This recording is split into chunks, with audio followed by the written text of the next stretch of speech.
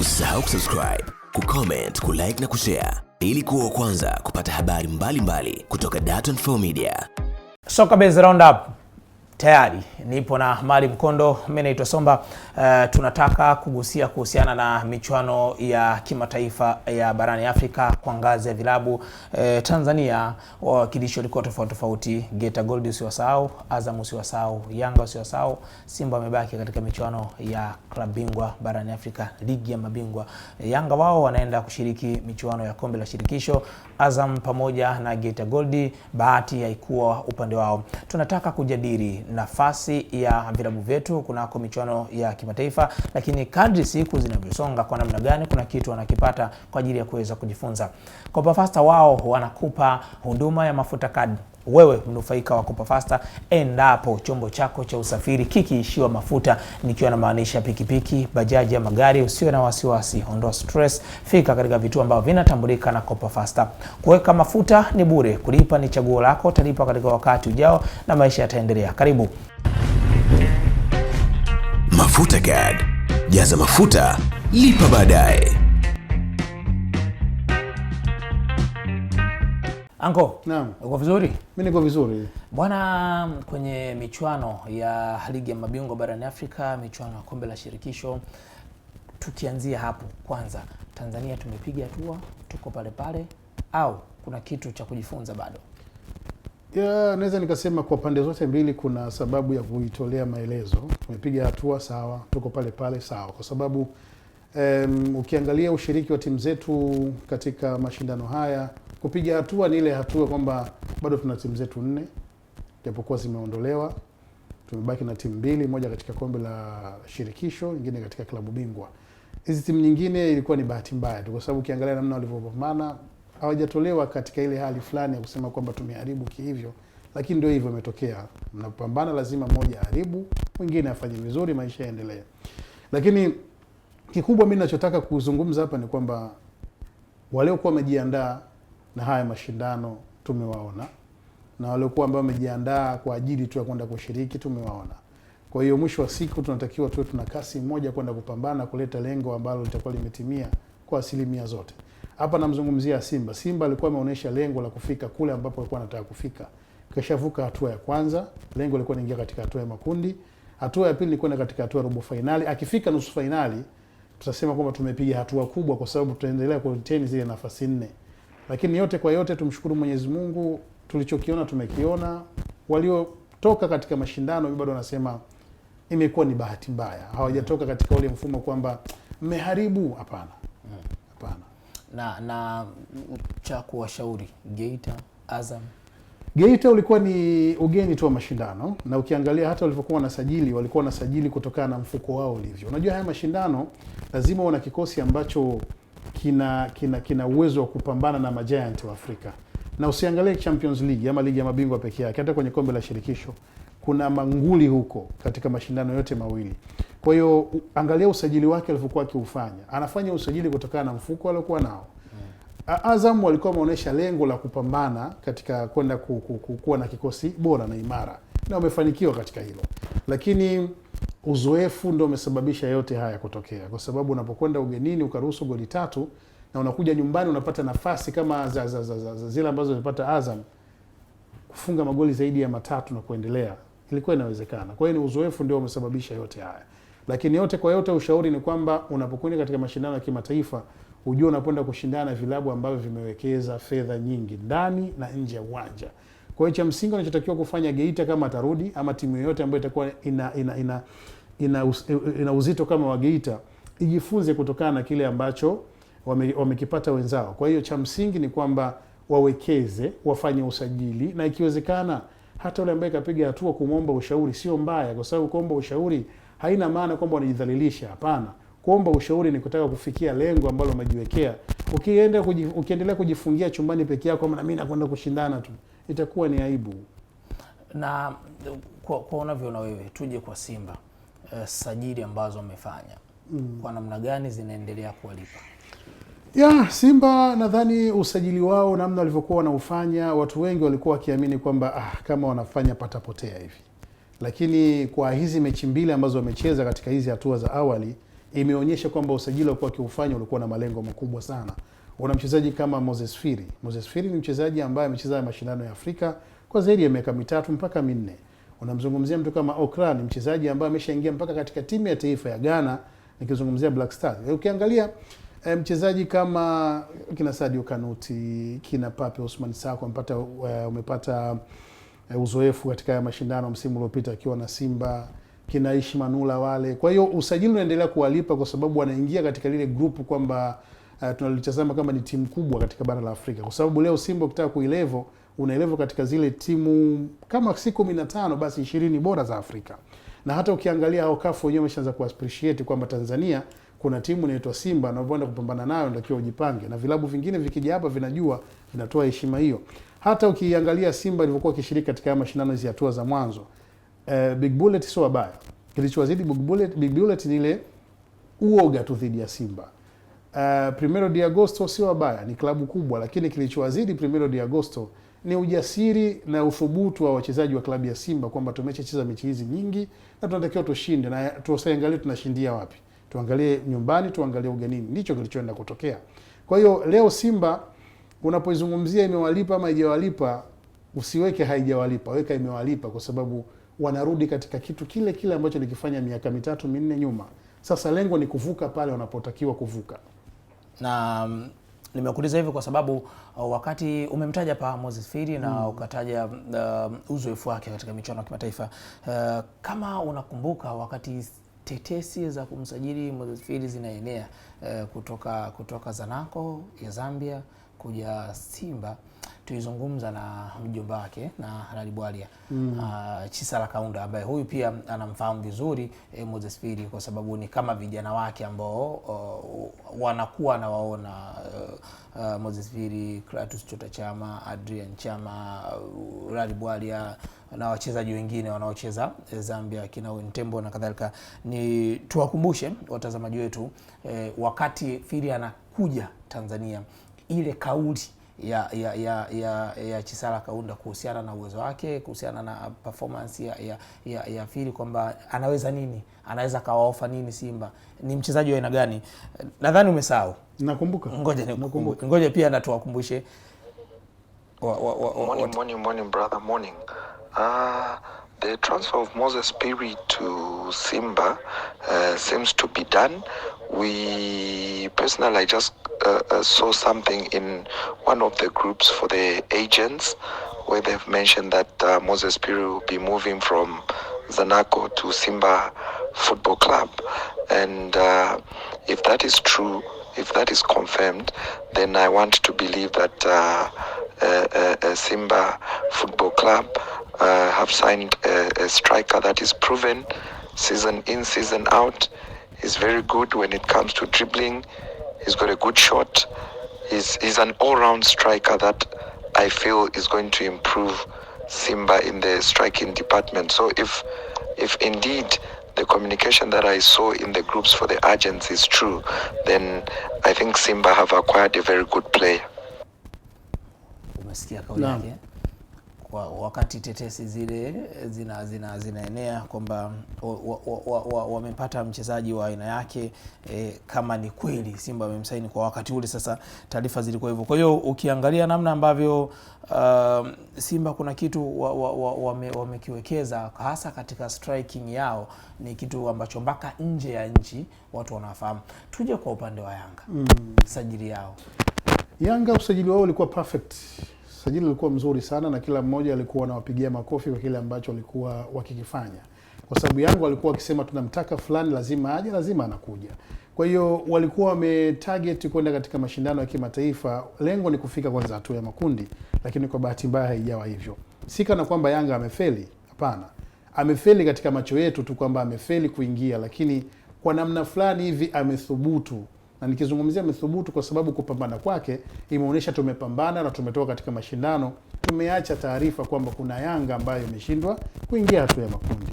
kucheza na timu kama Al Hilal tena nyumbani kwao, ukawapelekea moto kiasi kile, ukaonyesha kwamba tuna timu ya kupambana na nyinyi, hatuwahofii, na ukienda katika uwanja kama ule huzuii kama hivi tushazoea, unaonyesha una timu nzuri. Kwa hiyo hii inaendelea kupeleka maswali hata kwa timu ambazo zinakwenda kukutana nazo kombe la shirikisho. Yanga ni timu ya aina gani? Ina wachezaji wa aina gani? Na hii Watanzania tokea tusiende sasa katika ile kasomba ya Usimba na Uyanga. Penye ukweli tuseme ukweli. Sasa tumpigie Chisala Kaunda. Chisala Kaunda tumeirudia sauti yake, lakini yupo Zambia sasa. Pia tupate maoni yake kuhusiana na alichokifanya Moses Phiri na yale ambayo alituambia mjomba. Namtafuta Chisala Kaunda from Zambia. Hello Chisala Kaunda. Hello Chisala Kaunda. Hi, how are you? You're good? Yeah, we are good, we are good. Bueno. How is Tanzania? Tanzania is good. Muribwanji ku Zambia? We are all fine. Okay. It's a bit hot, but we are managing. You are live on Data4 Media's sports program that's called Soccer Based Roundup, and our fans and our audience, they just want to know about the performance of Moses Phiri, because since back in those days we used to talk about him, and you give us like comments about his performance. So it's a top scorer in a Simba in CAF Champions League for now. What is your views about his performance? Okay. First and foremost, Somba, like I said before that time, I think Moses Phiri, when he was at Zanaco, was very, very consistent. He was one of the most prolific strikers in Zambia, and I think that helped him because he spent a lot of seasons at the top.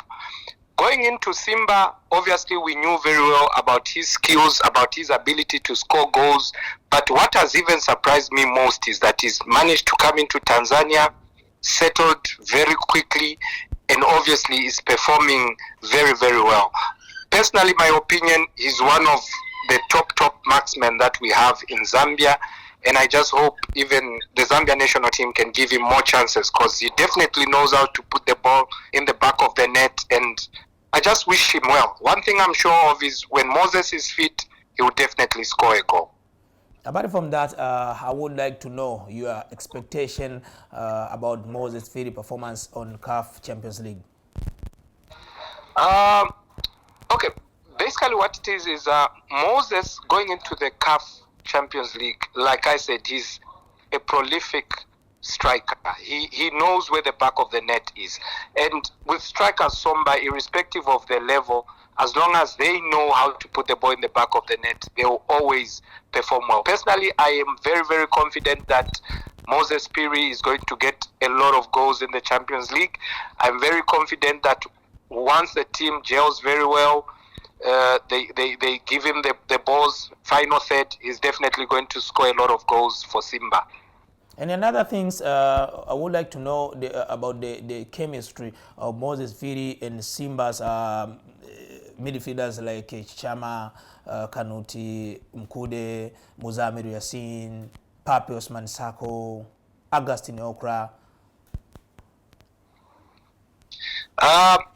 Look, I think I had this conversation with you last season. I said, look, over the past seasons, Simba was a little bit disjointed last season. But this season, Simba seems to be getting back to what we know Simba of. Playing good football, good combinations between the midfield and the striking force. I'm very excited. Chama has also brought in a different brand of soccer of late. He's creating a lot of chances. Sako will always be Sako. He will be mesmerizing defenses, and that will free up Moses Phiri. And I think with Jonas Mukude doing the dirty work, making sure that he breaks down the opposition play, those guys are definitely going to have one good season in my view. I feel they've assembled a very good team. The team is gelling together, and I personally feel they are going to do very well in the Champions League. So definitely Simba, they could have good DNA with CAF Champions League tournaments. So what is the comment of the Zambian football fans about Simba's performance? Look, I think Simba in itself is a very, very good brand in Africa. And most importantly, in this part of Africa, Simba is regarded as one of the top teams. And I must say, a lot of teams need to emulate Simba. Simba have done a lot of investment in terms of player recruitment. They've also done a lot of investment in terms of sales and marketing. So it's a brand that sells across the borders. When you see people in Zambia, they're always clad in Simba jerseys. And I think even Larry Bwalia, when he was there, he managed to sell the brand very well. There are a lot of people that put on Larry Bwalia jerseys still, Chama, and now Moses Phiri. So personally, when you hear people talk about Simba, they know it's a big club. People want Simba to play against their team so that they get to see Simba firsthand, and it's just exciting. Everybody knows Simba is a big football club. Apart from that, how do you know about Yanga? Yanga, my knowledge on Yanga is a bit sketchy, but I know Yanga is one of the top clubs in Tanzania. I know very well that they offer very, very stiff competition for Simba, and I really applaud management of Yanga because they are always trying to make sure that they challenge Simba. And you know, as life says, where there is competition, then the standards of play will definitely rise up. So Yanga plays a very, very important role in terms of the football in Tanzania, the football in Africa, and I think credit must go to them as well. They were very, very good last season. They definitely won the league away from Simba. And it's just exciting watching them go head on with each other. In Zambia, we've got a lot of Yanga fans as well and Simba fans. But it's quite exciting. In the CAF Champions League game, the first leg, Yanga against El Hilal was 1-1, and second leg, Yanga against El Hilal. El Hilal won 1-0 against Yanga. So definitely Yanga, they out of CAF Champions League. They dropped to CAF Confederation Cup. So what is your advice to them? Well, when you look at these continental matches, they are very, very important, and they require the players to be top notch. You have to study the opposition definitely, but all I can say is for every team that competes in be it the Confederations Cup or the Champions League, they have to make sure that they assemble a team that will go across the borders and will be able to compete. So it's a matter of assembling the right team, really. But I don't have doubt that they can perform well in the Confederations Cup. They will definitely do well, but they really need to make sure that they become a ball-playing team. It's your time in a little bit to talk with your Zambian brothers here in Tanzania, with like Chama and Moses Phiri about their performance on Simba Sports Club. Okay. Basically, for me, Chama and when I talk about Chama, I'm very proud to be associated to Chama because Chama really introduced the Simba brand to a lot of Zambians.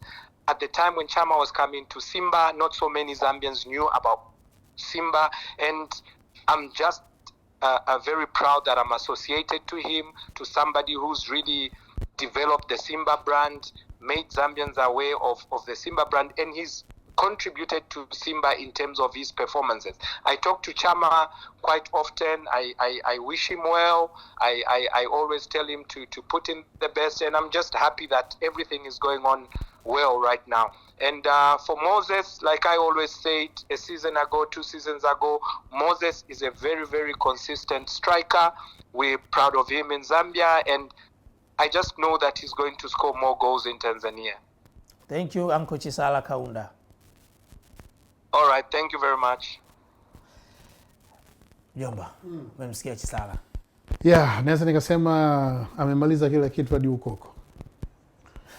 Bwana, tulikuwa tukizungumza na mjomba wake na Halali Bwalia, lakini pia ana uhusiano na Moses Phiri, ana uhusiano na Kratos Chota Chama. Vijana wake hawa tangu wako Zambia na mpaka sasa wako Tanzania, wanacheza kunako ligi kuu soka Tanzania bara. Amewashauri Yanga, amezungumzia kile ambacho amekifanya Chama kwa Simba, kuitambulisha vyema Simba nchini Zambia, lakini pia kiwango cha Moses Phiri, yale ambayo tulikuwa tukiyajadili wakati msimu unakaribia kuanza. Mengi amezungumza, sina haja ya kuongezea. Mimi naitwa Somba, Kopa Faster, wao wanakupa mafuta kupitia mafuta kadi. Nilikuwa na Mali Mkondo, nyuma kamera naitwa Festo Rumwe. Bye bye.